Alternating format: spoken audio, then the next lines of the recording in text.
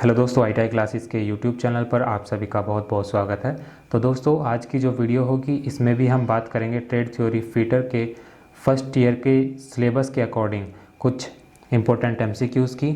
और जैसा कि मैंने आपको पहले भी बताया था कि जितने भी MCQs हम यहाँ पर आपको प्रोवाइड करेंगे वो सभी आपके चैप्टर वाइज होंगे और ये सभी क्वेश्चंस जो हैं आपके प्रीवियस ईयर में पूछे जा चुके हैं। तो वीडियो को शुरू करने से पहले मैं आपको बता दूं, यदि आप चैनल पर नए हैं, वीडियोस हमारी पहली बार देख रहे हैं तो प्लीज़ चैनल को सब्सक्राइब कीजिए, शेयर कीजिए और बेल आइकन को ज़रूर प्रेस कर लीजिए ताकि किसी भी तरह की कोई भी वीडियो आपसे मिस ना हो। तो आइए शुरू करते हैं। फर्स्ट क्वेश्चन है आपका कि पिन हैमर का भाग होता है। तो पिन के कई अलग अलग प्रकार हैं, निम्न में से कौन सा एक पिन का आकार नहीं है। तो आप सब जानते हैं कि आपका जो हैमर होता है वो हथौड़ा होता है। यहाँ पर इंग्लिश में आपसे ये दिया गया है हैमर। तो अब आपको पता होना चाहिए कि जो आपका हथौड़े होते हैं ये आपके पिनों के आधार पर भी इनको वर्गीकृत किया जाता है। तो यदि मैं देखूं कि पिन के आधार पर आपके हथौड़े कौन कौन से होते हैं, एक आपका होता है बॉल पिन हैमर जो कि आपके ऑप्शन में भी दिया गया है। दूसरा आपका क्रॉस पिन हैमर, ये भी आपका पिन के आधार पर ही एक हथौड़ा होता है। स्ट्रेट पिन हैमर, ये भी पिन के आधार पर ही होता है। और जो आपका फोर्थ ऑप्शन है बैंड पिन, ये आपका कोई पिन के आधार पर हथौड़ा नहीं होता। तो यहाँ पर आपसे पूछा क्या गया है कि कौन सा एक पिन का आकार नहीं है, तो ऑप्शन नंबर डी क्या होगा, बैंड पिन, ये इसका सही आंसर होगा। इसके बाद में बात करते हैं सेकंड क्वेश्चन की कि मार्किंग कार्य के लिए इंजीनियर द्वारा प्रयुक्त हैमर का भार होता है। इसमें पूछा है आपसे कि जो इंजीनियर्स होते हैं वो किसी जॉब पर मार्किंग करने के लिए या फिर जो इंजीनियर्स हथौड़ा यूज़ करते हैं वो कितने भार का होता है। तो इसमें आपको याद रखना है, इस तरह के प्रश्न आपसे प्रैक्टिकल में पूछ लिए जाते हैं। इसका जो सही आंसर होगा वो क्या होगा, ऑप्शन नंबर बी 250 ग्राम। इसके बाद में थर्ड क्वेश्चन है आपका कि हैमर का वह प्रकार जिनका वजन 3 से 9 किलोग्राम तथा लकड़ी का हत्था लंबा लगा होता है जो कि फोर्ज शॉप में प्रयोग किया जाता है, उस हथौड़े का आपको यहाँ पर नाम बताना है। तो सबसे पहले तो मैं आपको बता देता हूँ कि आपके जो हथौड़े होते हैं, जो आपका स्लेज हैमर होता है, स्लेज हैमर आपका एक ऐसा हैमर होता है जो भारी कार्यों के लिए या फिर किसी धातु को पीटने के लिए यूज़ किया जाता है। और यदि मैं इसके बात करूं, इसका जो भार होता है वो भार जो होता है इसका 2 से 10 किलोग्राम के बीच में होता है। और आप सभी जानते होंगे कि हथौड़े का भार जितना होगा उसका जो हत्था होगा वो उतना ही लंबा रखा जाएगा ताकि उसमें आपको एनर्जी कम लगानी पड़े यदि आप किसी धातु पर उसको उसके द्वारा चोट देते हैं। तो यहाँ पर जो इसका सही आंसर होगा वो क्या होगा, ऑप्शन नंबर बी होगा, स्लेज हैमर। स्लेज हैमर को आप हिंदी में यदि मैं कहूँ, इसको आप घन हथौड़ा भी कहते हैं। फोर्थ क्वेश्चन है आपका कि फोर्ज शॉप में प्रयुक्त हथौड़े 1 से 2 किलोग्राम वजन के होते हैं तथा छोटे कांट हत्थे होते हैं, इसे कहते हैं। ऑप्शन इसमें आपको दिए गए हैं। पहला ऑप्शन है आपका हस्त हथौड़ा, दूसरा ऑप्शन है स्लेज हथौड़ा, तीसरा ऑप्शन है बॉल पिन हथौड़ा, चौथा ऑप्शन है आपका सीधा पिन हथौड़ा। तो इसका जो सही आंसर होगा ऑप्शन नंबर बी होगा, स्लेज हथौड़ा। जैसे कि मैंने आपको पहले क्वेश्चन में बताया कि स्लेज हथौड़े को आप क्या कहते हैं, घन हथौड़ा भी कहते हैं। और आपको पता होना चाहिए कि जो फोर्जिंग होती है, फोर्जिंग आपकी कौन सी क्रिया होती है, फोर्जिंग आपकी एक ऐसी क्रिया होती है कि जब आप किसी जॉब पर दबाव डालकर या उसको धातु को पीट कर उसे मनचाहा आकार देते हैं तो वही क्रिया आपकी क्या कहलाती है, फोर्जिंग कहलाती है। इसके बाद में फिफ्थ क्वेश्चन है आपका कि धातु चादर कार्य में किस हथौड़े का प्रयोग किया जाता है। इसका मतलब ये है कि किसी धातु पर यदि आप कार्य कर रहे हैं तो उसके कार्य करने में आप कौन सा हथौड़ा इस्तेमाल करते हैं। ऑप्शन यहाँ पर आपको दिए गए हैं। पहला ऑप्शन है बॉल पिन हथौड़ा, दूसरा है आपका स्लेज हथौड़ा, तीसरा क्रॉस पिन हथौड़ा, चौथा है मृदु हथौड़ा। तो मृदु हथौड़ा जो होता है आपका ये एक मुलायम होता है, सॉफ्ट हैमर के नाम से आप इसको इंग्लिश में जानते हैं, सॉफ्ट हैमर। क्या होता है कि जब आप सॉफ्ट हैमर का यूज़ यहाँ पर धातु को पीटने के लिए करते हैं तो जब आप उस पर चोट मारते हैं, किस पर, धातु पर जब आप चोट मारते हैं तो उस पर यहाँ इसके निशान नहीं बनते। तो इसलिए हम क्या करते हैं, वहाँ पर सॉफ्ट हैमर का इस्तेमाल करते हैं, मतलब मृदु हथौड़े का इस्तेमाल करते हैं। इसके बाद में सिक्स्थ क्वेश्चन है आपका कि हथौड़े पिन का क्या प्रयोग है। अब हथौड़े पिन का क्या प्रयोग होता है, आपको पता होना चाहिए कि हथौड़े में जो पिन होता है वो कौन सा भाग होता है जिसके द्वारा आप किसी धातु को चोट मारते हैं, वही आपका क्या कहलाता है, पिन कहलाता है या फिर फलक कहलाता है। अब ये किस काम आता है आपका, ये आपका बैंडिंग, मतलब यदि किसी धातु को आपको बैंड करना हो तो वो क्या करता है, जो हथौड़े का पिन होता है उसके द्वारा ही आप किसी धातु पर चोट मारते हैं, उसके द्वारा ही आप उसको शेप दे सकते हैं, उसके द्वारा ही आप कटिंग कर सकते हैं। तो कहने का मतलब ये हुआ कि जो आपका ऑप्शन नंबर बी है वो इसका सही आंसर होगा कि यह आकार देने और बनाने में प्रयोग होता है। 7वां क्वेश्चन है आपका कि निम्न में से किस हथौड़े का प्रयोग भारी फोर्जिंग कार्य में प्रयोग होता है। आपको ऑप्शन दिए गए हैं। पहला ऑप्शन है बॉल पिन हथौड़ा, दूसरा है स्लेज हथौड़ा, तीसरा है क्रॉस पिन हथौड़ा, चौथा है आपका स्ट्रेट पिन हथौड़ा। तो यहाँ पर पूछा क्या आपसे, भारी फोर्जिंग कार्य में। फोर्जिंग मैंने आपको बताया, फोर्जिंग एक ऐसी प्रक्रिया होती है जिसमें आप धातु को पीटकर उसे मनचाही आकृति या फिर मनचाहा आकार दे सकते हैं। तो उसके लिए आप कौन सा हथौड़ा यूज़ करते हैं, यहाँ पर सीधा पिन हथौड़ा यूज़ करते हैं, जिसे आप क्या कहते हैं, straight pin hammer, straight pin hammer का इस्तेमाल करते हैं। अब जो आपका स्ट्रेट पिन हैमर होता है, इसका जो एक फलक होता है वो क्या होता है, चपटा होता है, जो दूसरा फलक होता है वो कैसा होता है, उल्टे वी के आकार का होता है। तो उसका इस्तेमाल आप कैसे करते हैं, धातु की जो आपकी साइड होती है उसको फैलाने या फिर कॉर्नर में चोट मारने के लिए आप किसका यूज़ करते हैं, स्ट्रेट पिन हैमर का यूज़ करते हैं। इसके बाद में 8वां क्वेश्चन है आपका कि वाइस का साइज निम्न से लिया जाता है।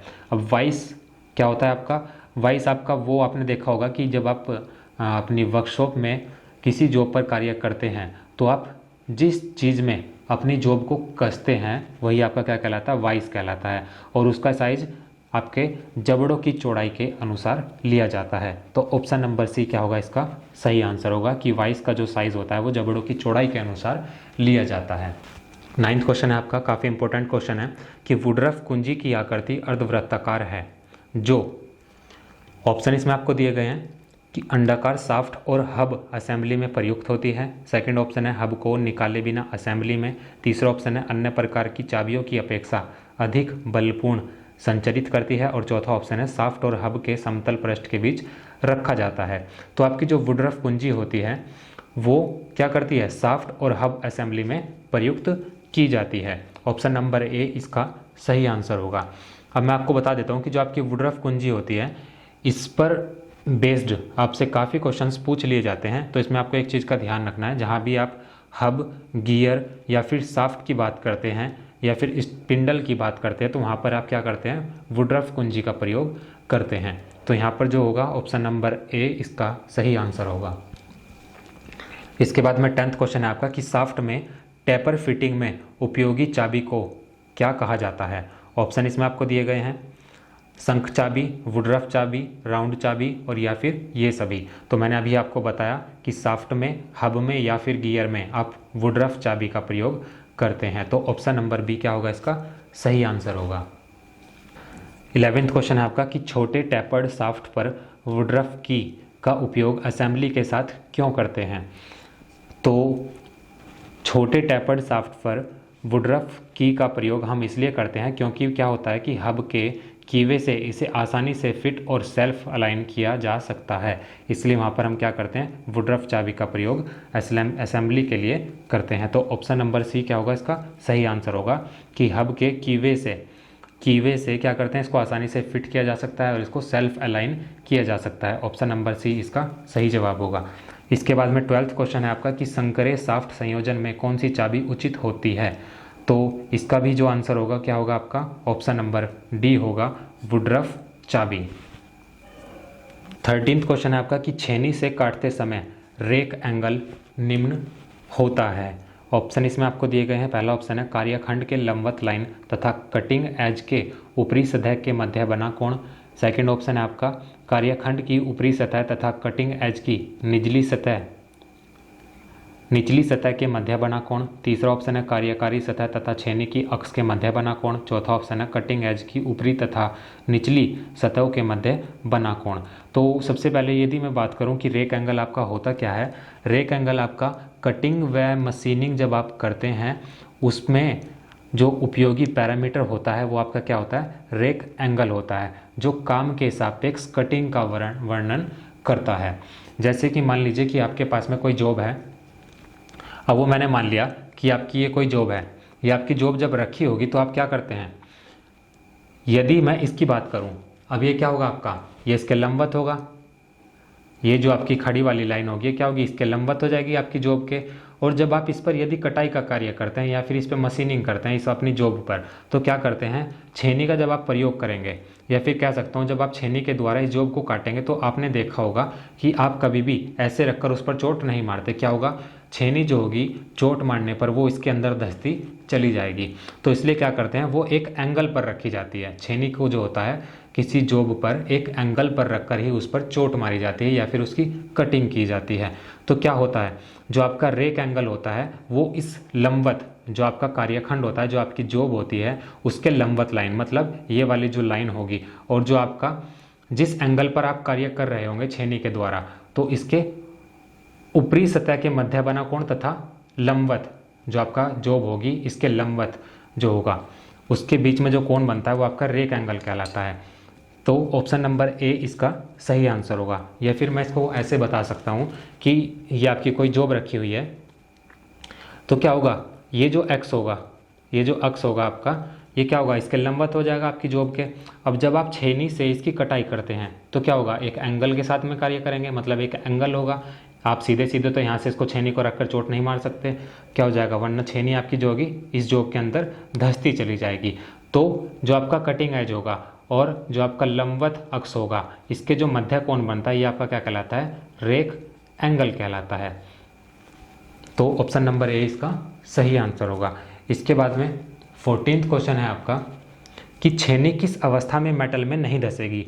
अब अभी मैंने आपको बताया कि छेनी मेटल में कब नहीं धंसेगी, वो तब नहीं धंसेगी जब उसको आप किसी थीटा एंगल पर झुकाकर उस पर उसके द्वारा कार्य नहीं करते। अब यदि आप खड़ी करके इस पर चोट मारेंगे तो क्या हो जाएगा, ये आपकी जॉब के अंदर धंसती चली जाएगी। और यदि आप इस तरह से एंगल रखेंगे और इधर से जब इस पर चोट मारेंगे तो क्या होगा, ये इसको काटता चला जाएगा। तो यहाँ पर क्या हो जाएगा, इस केस में आपकी जो होगी छेनी वो मेटल में नहीं धंसेगी। तो इसका मतलब ये होगा कि ऑप्शन नंबर डी आपका सही आंसर होगा कि क्लियरेंस कोण बहुत कम या फिर शून्य होने पर आपकी जो छेनी होगी वो मेटल में नहीं धंसेगी।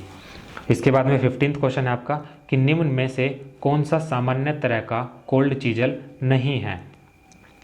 अब ऑप्शन इसमें आपको दिए गए हैं, पहला ऑप्शन है फ्लैट चीजल, सेकंड है क्रॉस कट चीजल, थर्ड है हाफ राउंड नोच चीजल और फोर्थ है आपका राउंड चीजल।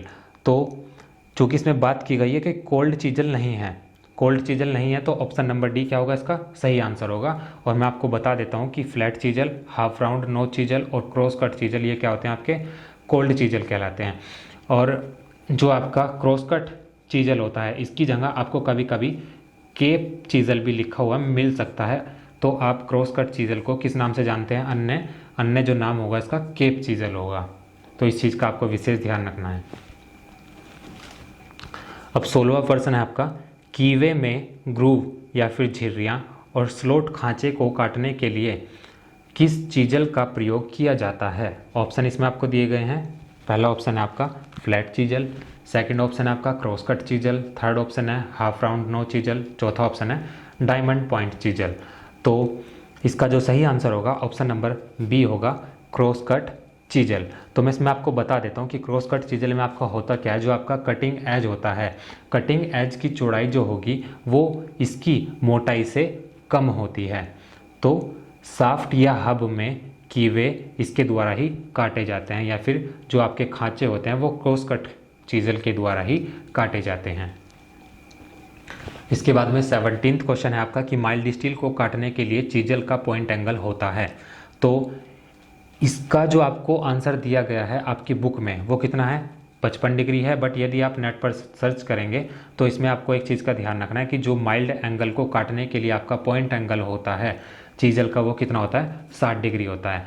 अब यहाँ पर ये तो माइल्ड स्टील की बात की गई है, एक तो माइल्ड स्टील होगा आपका और एक आपका रोट आयरन होगा। इन दोनों के लिए आपका जो पॉइंट एंगल होगा चीजल का वो कितना होगा, 60 डिग्री होगा। और यदि मैं बात करूं किसकी, कास्ट आयरन की, तो कास्ट आयरन के केस में ये जो आपका एंगल होता है पॉइंट एंगल वो कितना होता है, 70 डिग्री होता है। तो यदि आपसे पूछ लिया जाए कि कास्ट आयरन को काटने के लिए चीजल का पॉइंट एंगल होता है, तो वो आपको ऑप्शन में देगा एक 70 डिग्री, तो आपको 70 डिग्री लगाना पड़ेगा। इसके बाद में 18वां क्वेश्चन है आपका, यह है आपका कि चीजल का प्रयोग ठंडी या गर्म स्थिति में धातु को काटने में होता है, तो चीजल का कटिंग पॉइंट एंगल को खालिस्तान भी कहा जाता है। ऑप्शन इसमें आपको दिए गए हैं, रेक एंगल, अंतराल एंगल, वेज एंगल और आनत एंगल। तो इसका जो सही आंसर होगा वो क्या होगा, ऑप्शन नंबर डी होगा, आनत एंगल।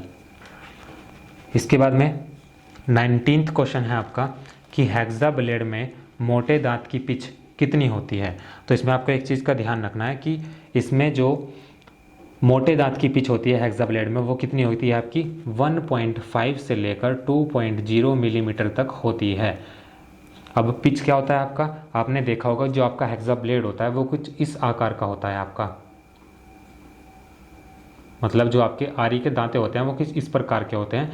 तो इसके दांतों की जो दूरी होगी, मतलब दांते से दांते के बीच की जो दूरी होगी वो आपकी क्या कहलाती है, पिच कहलाती है। और चूंकि यहाँ पर बात की गई है कि मोटे दांत की पिच कितनी होती है, मैंने आपको रेंज बता दी है 1.5 से 2 मिलीमीटर। तो अब देखते हैं इन दोनों के बीच में जो आपको ऑप्शन दिया गया होगा वो क्या है आपका, ऑप्शन नंबर सी है। तो इसका सही जवाब क्या होगा, 1.8 मिलीमीटर। इसके बाद में 20वां प्रश्न है आपका कि ठोस पीतल को काटने के लिए हेक्सा ब्लेड की उचित पिच उपलब्ध है। तो ठोस पीतल की यहाँ पर बात की गई है, तो उस केस में क्या होगा, हेक्सा ब्लेड की जो पिच होगी वो कितनी होनी चाहिए आपकी, 0.8 मिलीमीटर होनी चाहिए। तो ऑप्शन नंबर डी इसका सही आंसर होगा।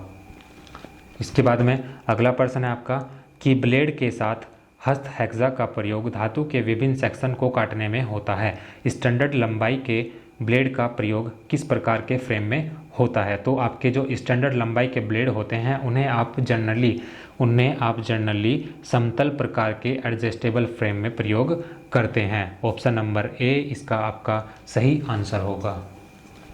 इसके बाद में 22वां प्रश्न आपका कि हैंड फाइल बनाई जाती है, मतलब यहाँ से आपका पूछा गया है कि हैंड फाइल जो होती है वो किस धातु की बनाई जाती हैं। तो इसमें आपको पता होना चाहिए कि जो आपकी हैंड फाइल होती है वो हाई कार्बन स्टील की बनी होती हैं। ऑप्शन नंबर सी इसका सही आंसर होगा। इसके बाद में 23वां प्रश्न है आपका कि मुख्यतः फाइल रेती में 4 प्रकार के कट होते हैं, इनमें से वह कौन सा नहीं है। तो ऑप्शन इसमें आपको दिए गए हैं, पहला ऑप्शन है सिंगल कट फाइल, दूसरा ऑप्शन है डबल कट फाइल, तीसरा ऑप्शन है कर्व्ड कट फाइल, चौथा ऑप्शन है स्ट्रेट कट फाइल। तो यदि हम बात करें फाइल की तो आपने देखी होगी सिंगल कट भी होता है, कर्व्ड कट भी होता है, डबल कट भी होता है, पर आपके पास में स्ट्रेट कट फाइल कोई भी नहीं होती। तो ऑप्शन नंबर डी क्या होगा, इसका सही आंसर होगा। इसके बाद में 24वां प्रश्न है आपका कि उस आयताकार फाइल का नाम बताइए जिसमें निचली सतह में दांते होते हैं तथा ऑटोमोबाइल क्षेत्र में प्रयुक्त होते हैं। तो वो जो फाइल होती है आपकी उसका नाम होता है आपका tinkering file. Option number D क्या होगा, इसका सही आंसर होगा। और ये जो फाइल होती है आपकी, ये आपका टिंकर के नाम से भी जानी जाती है, टिंकर फाइल। इसको आप जनरली ऑटोमोबाइल के फील्ड में यूज़ करते हैं। और ये आपके किस कारण यूज़ की जाती है, ये आपका किसी भी धातु पर फिनिशिंग, और ये जो फाइल होती है आपकी किसी भी धातु को फिनिशिंग देने के लिए प्रयोग की जाती है। इसके बाद में 25वां प्रश्न है आपका कि रेती के किस श्रेणी के उपयोग से अधिक धातु तुरंत निकल जाती है। तो ऑप्शन इसमें आपको दिए गए हैं, पहला ऑप्शन है आपका मर्द चिकनी रेती, दूसरा ऑप्शन है चिकनी रेती, तीसरा ऑप्शन है द्वितीय कट रेती, चौथा ऑप्शन है रुक्ष रेती। तो इसका जो सही आंसर होगा वो क्या होगा आपका, ऑप्शन नंबर डी होगा, रुक्ष रेती। अब रुक्ष रेती आपको पता होना चाहिए कि जो आपकी खुरदुरी होती है, जो आपकी खुरदुरी रेती होगी, जिसको आप इंग्लिश में क्या कहते हैं, रफ फाइल भी कहते हैं, वही आपका क्या कहलाती है, रुक्ष रेती भी कहलाती है। और इसके द्वारा आप अधिक से अधिक धातु को तुरंत निकाल सकते हैं। इसके बाद में 26वां प्रश्न है आपका कि एक चपटे रेती के कर्तन किनारों पर हल्का सा उत्तलता खालिस्तान के कारण दिया जाता है। तो आपने देखी होंगी जो आप जनरली फाइल्स यूज़ करते हैं उनके किनारों पर हल्का सा उत्तलता इसलिए दिया जाता है ताकि जब आप फाइलिंग करते हैं किसी धातु पर तो उसके कॉर्नर्स पर क्या ना हो, गड्ढे ना बन जाए, मतलब धातु वहाँ से ज़्यादा ना निकल जाए, तो इसलिए वहाँ पर उत्तलता दी जाती है। तो ऑप्शन नंबर बी क्या होगा, इसका सही आंसर होगा कि छोरों में गर्त बनने को रोकने के लिए। गर्त का मतलब यही होता है कि जो आपके कॉर्नर्स होते हैं उनमें क्या हो जाती है, धातु वहाँ से ज़्यादा निकल जाती है, तो उनको रोकने के लिए क्या होती है, फाइल्स में उत्तलता दी जाती है। इसके बाद में 27वां प्रश्न है आपका कि उस फाइल का नाम बताइए जो वुड वर्किंग सा के दांतों को तेज करने में प्रयुक्त होती है। तो ऑप्शन इसमें आपको दिए गए हैं। ऑप्शन है आपका रिफलर फाइल, सेकंड आपका मिल्सा फाइल, तीसरा आपका क्रॉसिंग फाइल, चौथा है आपका बैरेट फाइल। तो ऑप्शन नंबर डी क्या होगा, इसका सही आंसर होगा बैरेट फाइल। इसके बाद में अगला और आखिरी प्रश्न है आपका कि निम्न में से कौन सा फाइल का कटिंग भाग नहीं है। तो ऑप्शन इसमें आपको दिए गए हैं। पहला ऑप्शन है हील, दूसरा ऑप्शन है टैंग, और तीसरा ऑप्शन है आपका पॉइंट, चौथा ऑप्शन है आपका फेस। तो चूंकि इसमें बात की गई कि फाइल का कटिंग भाग नहीं होता, तो हील, पॉइंट और फेस ये जो होते हैं आप किसी भी फाइल के कटिंग भाग होते हैं, बट जो आपका ऑप्शन नंबर बी टैंग होता है वो कटिंग भाग नहीं होता। ये आपका एक नुकीला भाग होता है जहाँ से फाइल जो है आपकी किसी भी हत्थे में लगा दी जाती है। तो ऑप्शन नंबर बी क्या होगा, इसका सही आंसर होगा। तो दोस्तों आज की वीडियो में सिर्फ इतना ही, और नेक्स्ट वीडियो में हम बात करेंगे कुछ और इंपॉर्टेंट एमसीक्यूज़ की।